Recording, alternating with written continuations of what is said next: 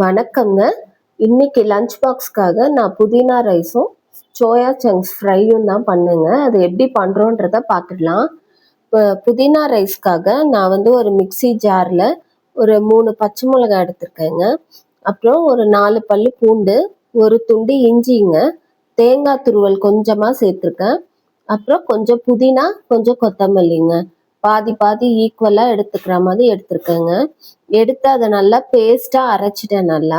அது எண்ணெய் ஊற்றி கடாயில கடுகு, உளுத்தம் பருப்பு, காஞ்ச மிளகா சேர்த்து தாளிச்சிட்டு நம்ம அரைச்ச விழுத அந்த தாளிப்புல சேர்த்துடுறோங்க. சேர்த்து உப்பு சேர்த்து நல்லா வதக்கிக்கலாங்க. எண்ணெய் பிரிஞ்சு வர வரைக்கும் இந்த மசாலா மிக்சியில் அரைச்சோம் இல்லையா, அதை நல்லா வதக்கி எடுத்துக்கலாம். இப்போ காஞ்ச மிளகா நல்லா ஃப்ரை ஆகிடுச்சு. இப்போ நம்ம மிக்சியில் அரைச்சாச்சுங்க. அந்த அரைச்ச பேஸ்ட்டை இதில் சேர்த்துட்டு கொஞ்சமாக தண்ணி விட்டுக்கலாங்க.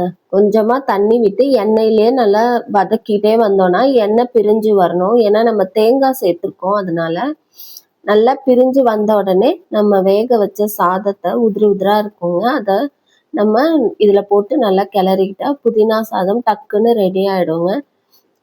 ஒரு ஒரு 10-15 நிமிஷத்தில் செஞ்சிடலாங்க, எல்லாமே ரெடியாக இருந்ததுன்னா. இப்போ சோயா சங்க்ஸ் ஃப்ரை தாங்க.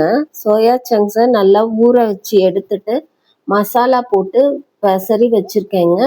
அதை எண்ணெயில் போட்டு நல்லா ஃப்ரை பண்ணி எடுத்துக்கிட்டேன். இதுதான் இன்றைக்கி லஞ்ச் பாக்ஸுங்க. குழந்தைக்காக பேக் பண்ணேன். டக்குன்னு மார்னிங் செய்கிறதுக்கு ஒரு லஞ்ச் பாக்ஸுங்க. ஏற்கனவே நான் ஒரு புதினா சாதம் போட்டிருக்கேங்க. அது ஒரு வித்தியாசமாக இருக்கும். இது வேறு மாதிரி ஒரு டேஸ்ட்டில் இருக்குங்க. செய்து பாருங்கள். நல்ல டேஸ்டியாக காரசாரமாக நல்லா இருக்குங்க.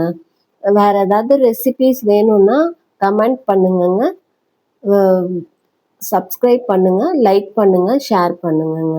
தேங்க்யூங்க.